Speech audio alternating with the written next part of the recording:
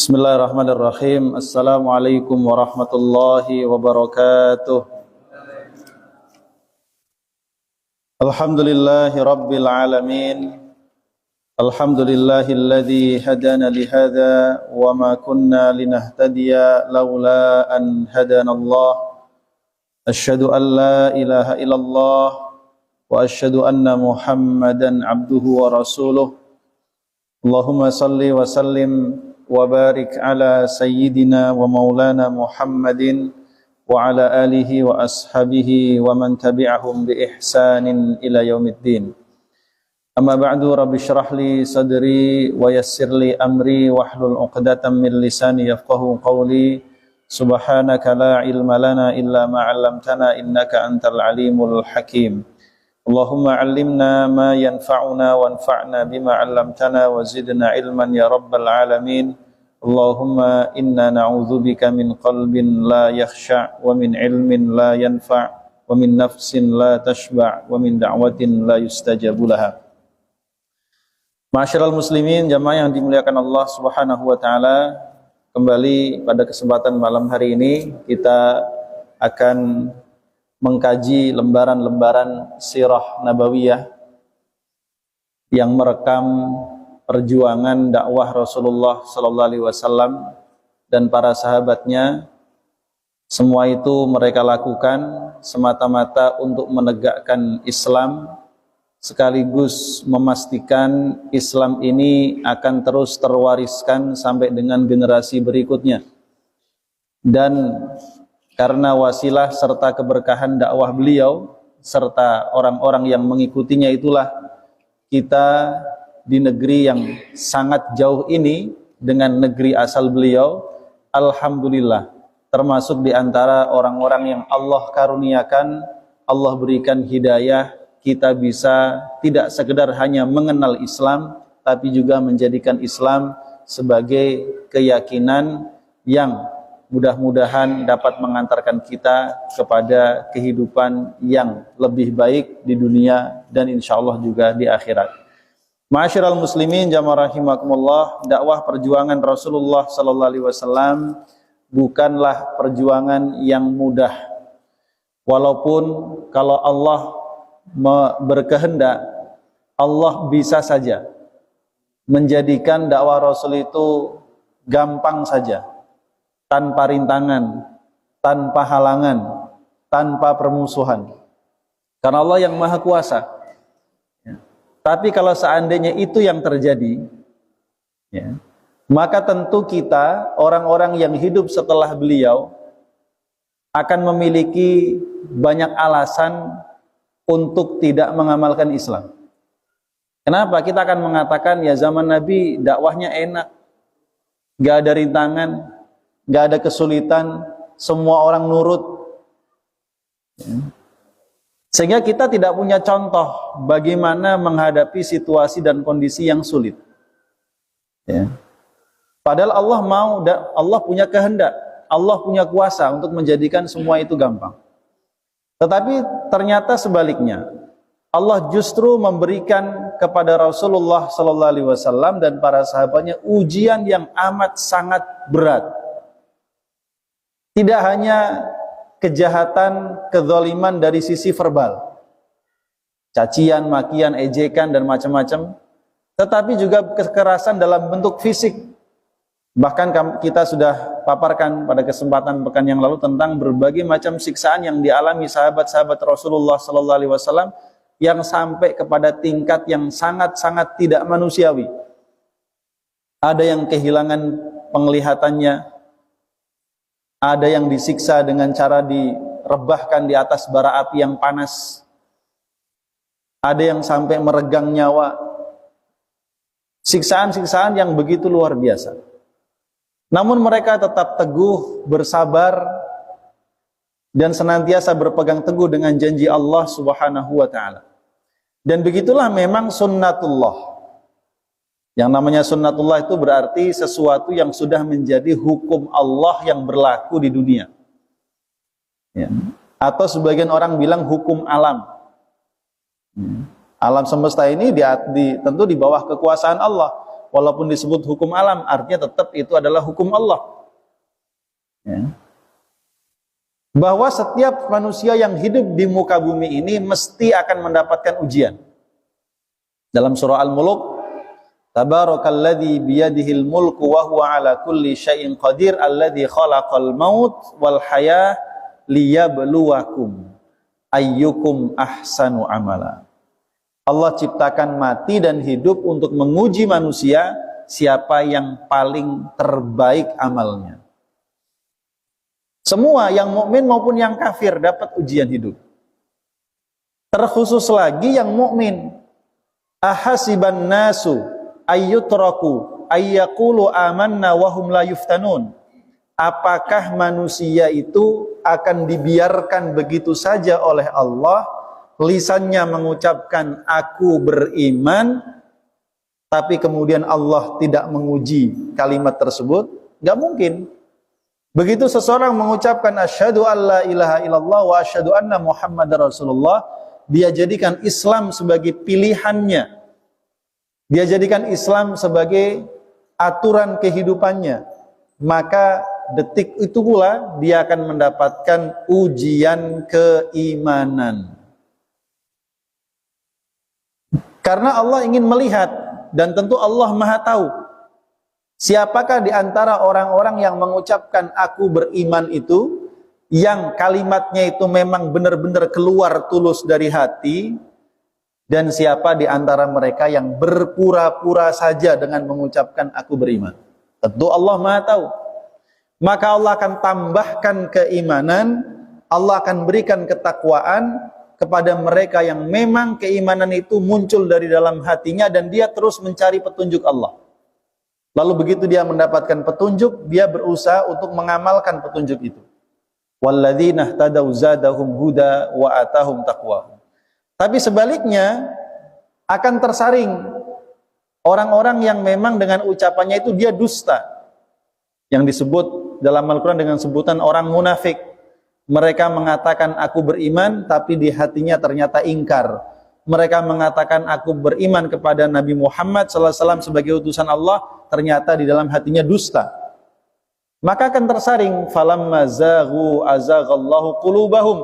Ketika mereka memilih untuk tersesat, Allah biarkan mereka di atas kesesatannya. Ini ujian. Bahkan di dalam ayat yang lain, jamaah rahimakumullah, Rasul dan para pengikutnya itu benar-benar akan diuji oleh Allah Subhanahu wa taala sampai mereka itu mengatakan mata nasrullah. Ya. Saking begitu beratnya ujian yang diterima, Rasul dan para pengikutnya, hatta yaqular rasulu walladzina amanu ma'ahu, orang yang beriman bersamanya, mata nasrullah, ini kapan datangnya pertolongan Allah. Itu menandakan ujiannya sudah amat sangat berat. Seperti yang kemarin kita sampaikan terkait sahabat Nabi namanya Khabbab bin Al-Ard. Ya. Beliau sempat bertanya kepada Rasulullah SAW, ya Rasul, mengapa engkau tidak berdoa kepada Allah, meminta pertolongan kepadanya agar Allah menolong kita? Kita tahu kemarin Pak Khabbab, dia adalah punya majikan, dia seorang pandai besi, majikannya memanaskan besi, besinya begitu panas diletakkan di atas kepalanya Khabbab. Lalu mereka membuat bara api yang sangat membara panas, lalu dipaksalah Khabbab tidur di atasnya dengan tanpa pakaian, lalu diinjaklah dadanya. Ya. Sebagai seorang manusia biasa yang berlaku padanya rasa sakit, ya kan, jenuh, bosan dan lain sebagainya, tentu dia mengatakan, ya Rasul, mengapa engkau tidak berdoa kepada Allah supaya Allah menurunkan pertolongan kepada kita? Tapi Rasul yang saat itu sedang agak nyender, beliau meluruskan duduknya, berduduk dengan tegak, lalu beliau mengatakan, sungguh, ya, dengan raut wajah yang agak kelihatan marah, Rasul mengatakan, sungguh apa yang kalian rasakan hari ini belum seberapa dibandingkan apa yang dialami orang-orang yang beriman di masa dulu. Di antara mereka ada seseorang yang disisir dengan sisir besi, sehingga terpisah tulang dari dagingnya. Ada di antara mereka yang ditanam hidup-hidup, ya. Ada di antara mereka yang macam-macam, dipisahkan kepala dari badannya dan seterusnya. Lalu Rasul mengatakan, walakinnakum qaumun tasta'jilun, akan tetapi kalian tergesa-gesa. Coba, sudah kondisi begitu menyakitkan, minta kepada Rasul supaya berdoa, tapi Rasul mengatakan kalian tergesa-gesa. Ya. Mata nasrullah, kapan datang pertolongan Allah? Ya, maka Allah jawab di situ, ala inna nasrullahi qarib, pertolongan Allah itu dekat. Tapi dekatnya berapa bulan, berapa tahun, hanya Allah yang tahu. Ya. Sama seperti hari ini kita meyakini bahwa suatu hari nanti dengan penuh keyakinan kita sampaikan, karena Quran sudah mengatakan, Rasul juga sudah mengatakan, bahwa Palestina pasti akan kembali dibebaskan oleh kaum muslimin. Masjidil Aqsa akan kembali ke pangkuan kaum muslimin. Mereka akan kembali sholat di Masjidil Aqsa dengan nyaman, dengan aman, tanpa gangguan. Tapi kapan itu? Hanya Allah yang tahu. Tapi kita meyakini hari itu pasti akan datang. Ya. Ini hari-hari ini sudah masuk pekan kedua. Masjidil Aqsa ditutup oleh Zionisme. Nggak boleh masuk kecuali beberapa orang. Jumat pekan lalu, bukan yang sekarang. Pekan lalu, itu sama sekali tidak ada sholat Jumat. Coba. Padahal itu tanah suci milik kita. Dan di bawah Masjidil Aqsa itu sudah banyak terowongan. Yang diyakini Yahudi, di bawah itu ada peninggalan kuil Nabi Sulaiman.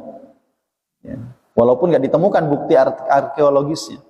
Tetapi mereka mengharapkan dengan dibangunnya terowongan itu, maka merobohkan Masjidil Aqsa itu akan sangat mudah. Sehingga kalau sudah roboh masjid itu, ya, maka dibangun di atasnya namanya Haikal Sulaiman. Dan itu sebagai bagian daripada upaya untuk mempercepat kedatangan namanya Mesias yang mereka yakini. Siapa Mesias? Al-Masih. Siapa Al-Masih yang mereka maksud? Dajjal. Karena Dajjal itu juga gelarnya Al-Masih, tukang usap. Yang diusap mati, yang diusap hidup, yang diusap jadi emas. Gitu, Pak. Nah, masyiral muslimin jamaah, inilah sunnatullah. Karenanya kalau kita hidup banyak ujian, Pak, ya memang itu. Makin kuat imannya, makin besar ujiannya. Ya. Karena Rasul mengatakan asyadun nasi bala'an al-anbiya, manusia yang paling berat ujiannya para nabi. Kemudian orang yang imannya mendekati para nabi, tentu para sahabat di sini. Kemudian yang imannya mendekati mereka, dan setiap orang akan diuji sesuai dengan tingkat keimanannya. Ada orang diiming-imingi duit 300 triliun, nggak kepingin, Pak. Berarti imannya bisa membentenginya dari godaan harta. Tapi begitu digoda oleh seorang perempuan cantik, leleh dia. Ya. Ada seseorang yang begitu digoda dengan perempuan cantik, sebanyak apapun, kaya apapun, dia kuat, kokoh, bertahan. Tapi begitu ditawari jabatan, lempem, Pak. Ya. Ini ujian semuanya. Semakin kokoh keimanan seorang mukmin, ujiannya makin berat. Lalu apakah ada di antara umat Islam yang akan mengatakan, kalau gitu jadi orang Islam gak usah terlalu bener lah, ujiannya terlalu berat. Begitu, Pak. Ya. Jadi umat Islam gak usah terlalu bener lah gitu, gak usah terlalu rajin ibadah, ntar ujiannya berat. Apakah kita mikir begitu? Nah, berat ringannya suatu ujian itu diukur dari tingkat imannya, Pak. Ada saudara-saudara kita, kaum muslimin di Indonesia ini, gak usah jauh-jauh, iman mereka hanya seharga mie instan, Pak. Laper 2 hari, 3 hari, kasih mie instan, pindah ya? Pindah, Pak. Tapi ada orang dikasih lapar sampai, ini udah hampir 3 bulan di Gaza. Ya kan? Jangankan pindah agama, mencela takdir Allah pun tidak. Kuat. Gitu. Jadi berat ringannya suatu ujian itu akan dirasakan sesuai tingkat imannya. Bagi orang yang beriman selevel Ashabul Kahfi, maka meninggalkan gemerlapnya kehidupan istana, lalu mengasingkan diri di dalam gua, itu ringan bagi mereka, kuat. Ya. Artinya ringan itu bukan berarti nggak merasakan berat, tetapi mereka dimampukan oleh Allah menghadapi itu semua. Karena itu setiap manusia itu punya ujian masing-masing. Mungkin setiap orang mengatakan, ya Allah, kenapa saya diuji dengan tingkat ujian seperti ini? Maka hendaknya dia mengingat bahwa Allah pasti memberikan ujian kepada hambanya, dan ujian hamba itu disesuaikan dengan tingkat imannya. Makin berat ujian seorang hamba menandakan tingkat imannya itu nggak sembarangan. Dan kalau dia lolos dari ujian itu, berarti dia naik kelas, Pak. Dengan begitulah dia layak mendapatkan surga yang paling tinggi. Ya, itu. Jadi umat Islam itu begitu. Karenanya Rasul mengatakan ad-dunya sijnul mu'min wa jannatul kafir. Dunia itu seperti penjara bagi orang beriman, sementara dia seperti surga bagi orang yang kafir. Kok bisa? Lah orang beriman mau ngapa-ngapain mikir dulu, Pak. Ini baik nggak ya? Halal apa tidak ya? Wah, syubhat nggak maulah. Begitu orang beriman. Ya. Nggak asal tabrak. Allah ridho apa tidak? Dia berpikir, karenanya dunia ini seperti penjara. Kenapa? Dia benar-benar menjaga batasan-batasan agama. Sementara bagi orang yang tidak beriman, orang yang kafir, ya baginya tidak berlaku syariat Islam. Ya. Dia nggak wajib sholat, nggak wajib puasa, nggak wajib haji, nggak wajib zakat, nggak wajib sedekah, ya, nggak wajib halal haram, nggak ada kewajiban mereka menerapkan itu semua. Karenanya mereka bisa menikmati kehidupan dunia sepuas mereka. Ya. Tapi beda hasilnya. Innallaha yudkhilul ladzina amanu wa amilus salihati jannatin tajri min tahtihal anhar. Allah berjanji memasukkan orang-orang beriman dan beramal soleh ke dalam surga-surga yang mengalir di bawahnya sungai-sungai. Ya. Di dunia mereka banyak menahan diri dari hal-hal yang Allah larang, hanya melakukan hal-hal yang diridhoi dan diperbolehkan saja oleh Allah. Ya. Bahkan sampai ada yang mendapatkan ujian seberat tadi, tapi di akhir kelak dia mendapatkan nikmat yang paling tinggi, paling besar, paling nikmat di sisi Allah Subhanahu wa taala. Tapi berikutnya kata Allah, walladzina kafaru, sementara orang-orang yang kafir, yatamatta'un, mereka bersenang-senang di dunia, wa ya'kuluna kama ta'kulul an'amu wan naru mathwal lahum, mereka makan minum seperti binatang-binatang ternak minum. Binatang kalau makan mikir nggak itu makanan siapa? Halal haram mikir nggak? Nggak mikir. Binatang ketika mohon maaf mereka kawin, mikir nggak itu istrinya siapa? Nggak ada, Pak. Mereka hidupnya seperti binatang ternak, nggak ada aturan. Tapi wan naru mathwal lahum. Silahkan bersenang-senang di dunia sesukamu, tapi di akhirat neraka tempat kembali kalian. Surah Muhammad ayat 12. Nah, ma'asyiral muslimin jamaah rahimakumullah, karenanya dengan adanya ujian yang Allah timpakan kepada orang-orang beriman di masa lalu, para sahabat, bahkan juga menimpa Rasulullah sallallahu alaihi wasallam sendiri, kita jadi kemudian ketika kita zaman sekarang mengalami ujian, kita bisa mengatakan Rasul dulu dan para sahabat ujiannya lebih berat dan mereka bersabar, bahkan sampai kehilangan harta, kehilangan nyawa. Masa iya ujian hidup kita zaman sekarang yang tidak seberat mereka zaman dulu, kita nggak mampu bertahan. Itu Pak hikmahnya. Jadi kesabaran orang-orang di masa lalu itu membuat kita hari ini bisa bertahan dan bersabar. Itulah hikmahnya. Kalau seandainya orang dulu dikasih gampang oleh Allah semuanya, ya, kita akan tadi banyak alasan. Orang zaman sekarang aja ngomong itu kan Rasul, Ustaz. Nah, ya kan? Tapi dengan begini kita mengetahui bagaimana kehidupan perjuangan Rasul dalam dakwanya para sahabatnya. Padahal mereka orang yang lebih mulia di sisi Allah. Surganya sudah jelas jaminannya di sisi Allah.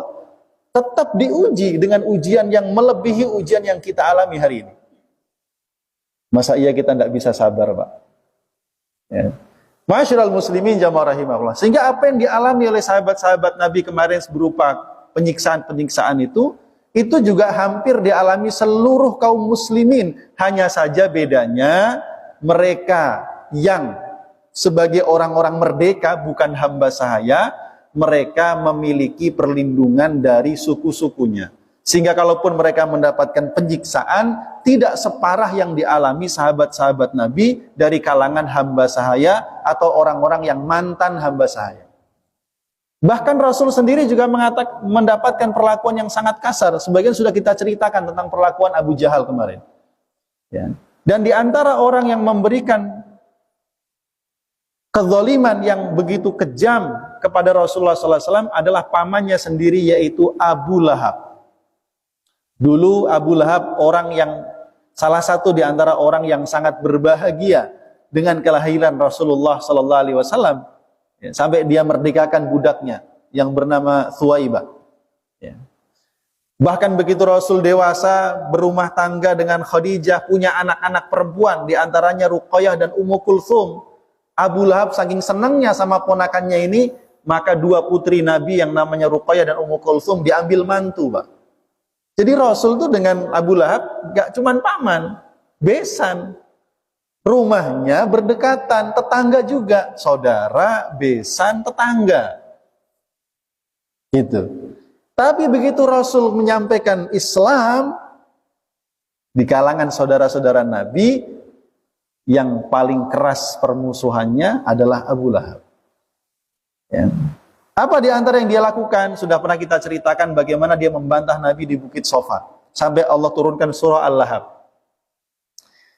Tidak hanya itu, kedua putranya Abu Lahab yang merupakan menantu Rasulullah SAW, dipaksa Abu Lahab untuk menceraikan kedua putri Nabi dengan cara yang kasar. Coba, Pak, kalau bapak-bapak ya, punya putri terus diceraikan oleh suaminya tanpa alasan, tanpa kesalahan. Udah gitu cara menceraikannya cara yang paling kasar, paling kejam, paling buruk. Terima nggak kira-kira? Nggak kebayang, Pak. Jadi secara psikologis benar-benar ditekan sekali Rasulullah SAW. Ya. Sampai ini mantan mantunya sendiri ya, juga mencaci, mencela Rasulullah SAW, mantan mertuanya, sampai Rasul mengatakan, kelak kamu akan mati diterkam singa. Beneran diterkam singa. Ya. Di mana saat perjalanan mau berdagang ke Syam, ketakutan dia dengan ancaman Nabi. Ketika bermalam di satu tenda, dia nggak berani tidur sendirian, Pak. Dia minta tidurnya di tengah, dikelilingi teman-temannya. Lo malam itu singa datang itu, yang sekelilingnya itu nggak diapa-apain, ya langsung ke tengah. Orang singanya dari mana? Ya, mati akhirnya itu orang, anaknya Abu Lahab. Ya. Ma'asyiral muslimin jamaah rahimakumullah. Bahkan Abu Lahab itu sendiri, karena rumahnya itu begitu dekat dengan Rasulullah SAW, diceritakan dia dan istrinya itu hampir tiap hari, kalau nggak nebarin duri di depan pintu Nabi, maka ditebarin kotoran atau isi perut binatang. Ya. Sampai Rasul mengatakan, ini model tetangga kayak apa ini? Jadi sebagai paman sudah batal, dia memutus silaturahim jelas. Sebagai besan juga sudah putus, sudah. Sebagai tetangga juga buruk. Inilah seburuk-buruk manusia. Jadi saudara mutus silaturahim, ya kan? Jadi paman tidak melindungi tapi justru mau mencelakakan. Ya. Jadi tetangga berbuat buruk sama tetangganya. Seburuk-buruk manusia model Abu Lahab ini. Karenanya wajar kalau Allah turunkan surah Al-Lahab yang artinya itu kepastian Abu Lahab sampai mati tidak beriman. Ya. Ma'asyiral muslimin jamaah rahimakumullah. Istrinya Abu Lahab namanya Ummu Jamil gelarnya. Abu Lahab itu disebut Abu Lahab karena wajahnya ganteng, Pak. Istrinya disebut Ummu Jamil, ibu kecantikan. Ya karena memang cantik, anak orang kaya. Kalungnya itu paling gede sekota Mekah menurut sebagian riwayat. Dan dia pintar bersyair. Ketika turun surah Al-Lahab, marah dia. Sembari membawa batu, dia mencari Nabi Muhammad SAW, maka dia menuju ke Mekah, ke Ka'bah. Ketika di Ka'bah, dia mendapati Abu Bakar sedang duduk. Dan sebenarnya di samping Abu Bakar ada Rasulullah Sallallahu Alaihi Wasallam, tapi Ummu Jamil tidak melihat Rasulullah. Yang dia lihat di situ hanya Abu Bakar. Ya, maka dia menghampiri Abu Bakar dan mengatakan, Abu Bakar, mana itu sahabat kamu? Ya. Abu Bakar noleh ke samping. Ya Rasul, kok dia nggak ngelihat engkau? Allah telah mencabut penglihatannya dariku. Ya. Lalu Ummu Jamil mengatakan, aku dengar sahabatmu itu telah membuat syair yang mencela aku dan keluargaku. Kalau aku ketemu dia, aku pukul mulutnya dengan batu ini. Tidakkah dia tahu aku ini perempuan paling cantik di kota Mekah? Kalungku paling gede. Nah, begitu Pak, perempuan Pak. Habis itu dia mengatakan dan bersyair, mudhammama asaina wa amrahu abaina wa dinahu qalaina. Mudhammama, mudhammam itu artinya yang tercela. Padahal Rasul namanya Muhammad, yang terpuji. Jadi mereka mengejek Nabi dengan sebutan mudhammam, yang tercela. Ya.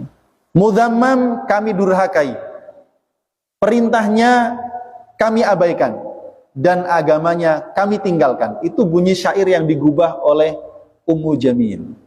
Ya, Rasulullah ketika ditanya, ya Rasul, dia mencelamu dengan mudhammam. Ya, itu kan mudhammam. Saya kan Muhammad. Nah, selesai. Jadi Rasul menanggapi itu juga nggak terlalu emosi, Pak. Ya, ini keunikan Rasul. Rasul itu kalau diejek, dicaci maki itu beliau nggak langsung emosi, Pak. Ini satu kelebihan. Sementara orang kita di Indonesia ini, Pak, ya kan, dia parkir di jalan suruh minggir aja marah. Padahal jelas-jelas dia salah. Ini orang kita. Ya. Jauh sekali dari akhlak Rasulullah SAW, padahal dia seorang Muslim. Nah, ini pelajaran besar buat kita. Ya. Jadi jamaah rahimakumullah, begitulah. Ya. Makanya selain itu, Ummu Jamil dengan syairnya, dia mengajak kepada siapapun yang dia temui di kota Mekah untuk mencela, mencaci Rasulullah SAW. Makanya dia disebut wamro'atuhu hammalatal hatab, dan istrinya Abu Lahab si pembawa kayu bakar. Maksudnya apa? Tukang provokasi. Dan bawa kayu bakar kan buat bakar, manas-manasin orang. Itu. Fi jidiha, di lehernya, hablum mim masad. Di lehernya ada tali bekas, tali yang kemudian membekas di lehernya, tali dari sapu. Saking begitu buruknya akhlaknya kepada Rasulullah sallallahu alaihi wasallam. Jadi ini potret keluarga neraka. Abu Lahab, istrinya plus anak-anaknya. Nauzubillah min dzalik. Ya. Ma'asyiral muslimin jamaah rahimakumullah. Kemudian di antara orang-orang yang menyakiti Rasulullah sallallahu alaihi wasallam di rumahnya selain Abu Lahab ada namanya Hakam bin Abil As bin Umayyah. Ada Uqbah bin Abi Mu'aid, ada Adi bin Hamra al-Thaqafi, ada Ibnul Asda al-Hudhali. Ya. Mereka semua ini rata-rata adalah tetangga-tetangga Rasulullah Sallallahu Alaihi Wasallam. Ya. Tidak ada seorang pun di antara mereka yang masuk Islam pada akhirnya, ya, kecuali hanya Hakam bin Abil As. Jadi tetangga yang begitu banyak itu rata-rata jahat dan mati di atas kekufuran, kecuali satu yang masuk Islam namanya Al-Hakam bin Abil As. Ya. Nah, di antaranya siapa jamaah yang termasuk kejam? Uqbah bin Abi Mu'aid. Ya. Ketika itu diceritakan oleh Abdullah bin Mas'ud radhiyallahu an bahwa ketika Rasulullah sedang sholat di sisi Ka'bah, Abu Jahal dan kroni-kroninya, kroni-kroninya orang jahat, ya, mereka juga sedang berkumpul di sana duduk-duduk. Lalu sebagian mereka berkata kepada sebagian yang lain, siapa di antara kalian yang mau membawa isi perut ontanya si fulan, dari sana dia bawa ke sini, lalu dia lemparkan ke atas punggungnya Muhammad ketika dia sujud. Maka berdirilah salah satu di antara mereka namanya Uqbah bin Abi Mu'aid. Dia pergi. Ya. Kata Ibnu Mas'ud, lalu bangkitlah orang yang paling celaka di antara mereka, Uqbah bin Abi Mu'aid. Dia pergi, dia ambil isi perut. Ya, isi perut, Pak, ya Allah, kemarin kurban banyak yang buang, ya kan? Ini isi perut beneran. Diambil jauh-jauh. Ya. Lalu dia mendatangi Rasulullah yang sedang sholat di sisi Ka'bah. Ketika Rasul sujud, persis ditimpakan di atas punggung di antara dua tulang belikat Rasulullah Sallallahu Alaihi Wasallam. Ya. Disitulah kemudian kata Ibnu Mas'ud, saya hanya mampu, saya sampai nggak sanggup melihat, tapi saya nggak bisa menolong.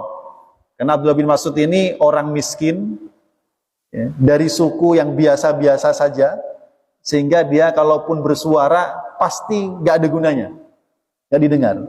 Ya.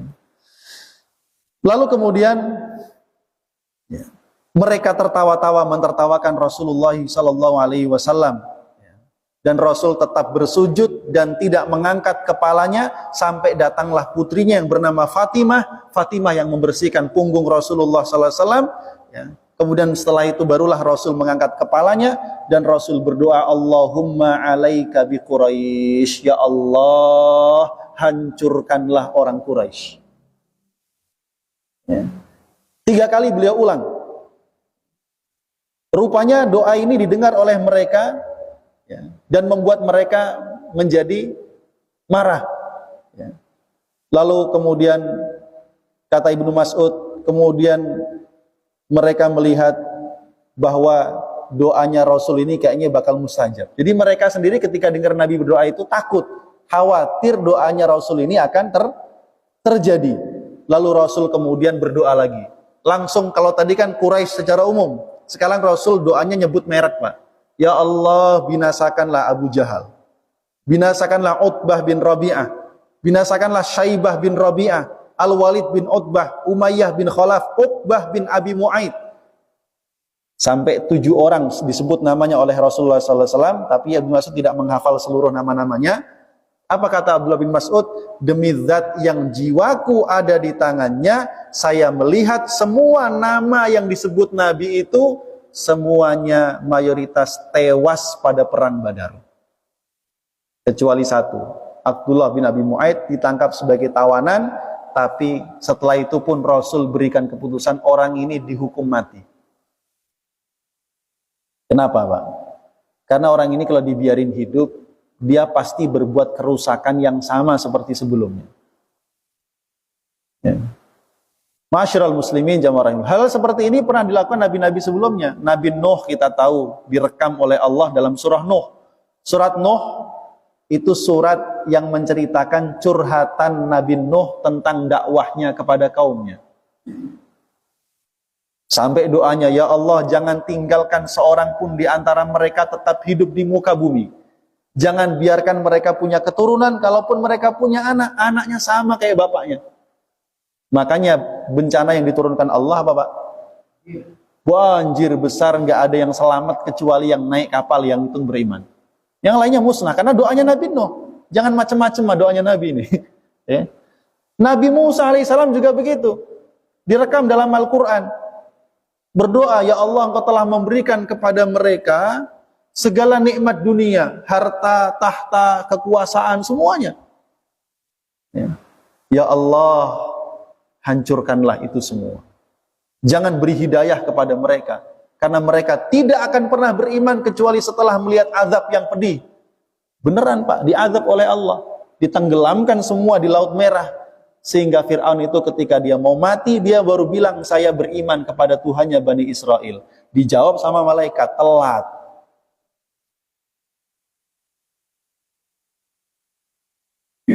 Ya. Ya, Rasul berdoa dan doanya terjadi walaupun terjadinya beberapa tahun kemudian. Ya. Karena apa? Karena mereka ini orang-orang yang sudah sangat keterlaluan kepada Rasulullah SAW. Umayyah bin Khalaf jamaah rahimakumullah, mantan majikannya Bilal bin Abi Rabbah. Setiap kali dia melihat Rasulullah SAW, dia selalu mengejek Rasul baik dengan ucapan ataupun dengan bahasa tubuh. Gimana bahasa tubuh ngejek, Pak? Jika ada Rasul lewat itu loh, dia kasih kode, tuh. Turunlah karena itu surah Al-Humazah. Wailun, celakalah. Likulli humazatin lumazah. Orang-orang yang mencela, mencaci baik dengan lisan ataupun dengan bahasa tubuhnya. Alladzi jama'a malahu wa 'addada, yang selama hidupnya dia sibuk ngitung-ngitung hartanya. Yahsabu anna malahu akhlada. Dia kira kalau punya duit banyak, dia bakal kekal di dunia. Kalla, sekali-kali enggak begitu cara kerja dunia ini. Layumbadanna fil khutamah, dia pasti dilemparkan ke dalam neraka khutamah. Wa ma adraka mal khutamah? Tahu enggak kamu apa itu neraka khutamah? Narullahil muqadah. Neraka adalah api yang dinyalakan milik Allah Subhanahu wa taala. Alladzi tattali'u 'alal afidah, yang api itu kalau sudah menyala, ada yang dilemparkan ke dalamnya, dia membakar sampai ke dalam jantung-jantung manusia. Terus tattali'u 'alal afidah innaha 'alaihim muqsadah. Mereka terkunci di dalamnya fi amadim mumaddadah, di antara tiang-tiang yang tinggi dan sangat kokoh. Tidak bisa lari. Ya. Jadi ini Quran, Pak. Quran itu menceritakan kepada kita peristiwa-peristiwa itu. Terutama ya juz 30, 29, 28, 27, 26. Ini ayat-ayat Makkiyah. Itu merekam semua peristiwa itu. Ya. Ma'asyiral muslimin jamaah rahimakumullah. Bahkan juga saudaranya Umayyah namanya Ubay bin Khalaf. Dia merupakan sahabat dekatnya Uqbah bin Abi Mu'aid tadi yang ngelemparin isi perut. Suatu hari ya, Uqbah ini pernah duduk bersama dengan Rasulullah sallallahu alaihi wasallam. Ya, duduk bersama Rasul. Rupanya ketika kedengaran oleh sahabatnya yaitu Ubay bin Khalaf dicaci maki itu. Uqbah, kamu duduk sama Muhammad gini-gini, kamu mau saya Islam ya? Begitu, Pak. Bahkan dalam satu riwayat diceritakan saat Uqbah ini masih baik, Pak, dengan Rasul, ketika dia mantu, Rasul diundang. Tapi Rasul mengatakan, saya tidak mau datang kecuali kamu masuk Islam. Maka Uqbah ini sudah sempat masuk Islam, Pak. Ya udah, aku masuk Islam deh. Yang penting kamu datang. Sampai segitunya. Tapi begitu kedengaran oleh sahabatnya Ubay bin Khalaf dicaci, saya nggak mau datang. Ya. Dan saya nggak mau lagi temenan sama kamu karena kamu sudah masuk Islam. Kecuali kamu putus hubungan sama Muhammad. Gimana caranya? Datang ke Muhammad, ludahi dia. Beneran, dia datang kepada Rasulullah SAW, diludahi Rasulullah SAW. Dia lebih memilih berteman dengan orang musyrik daripada kepada Rasulullah SAW, dan karena itu juga diturunkan ayat Al-Quran yang menceritakan seandainya saya tidak berteman dengan si fulan dan seterusnya, saya lupa ayatnya itu di surat apa. Tapi begitu Quran menceritakan kepada kita. Ya. Ada Al-Akhnas bin Shuraik Al-Thaqafi, di antara orang yang mencela Rasulullah SAW dengan cacian yang sangat buruk, maka Allah turunkan surah Al-Qalam ayat 10 sampai 13. Wala tuti' kulla hallafim mahin. Jangan kamu ikuti orang yang suka bersumpah, ya, dan meremehkan sumpahnya. Hammazin, yang suka mencela-cela. Masya'im binamim, yang suka mengadu domba.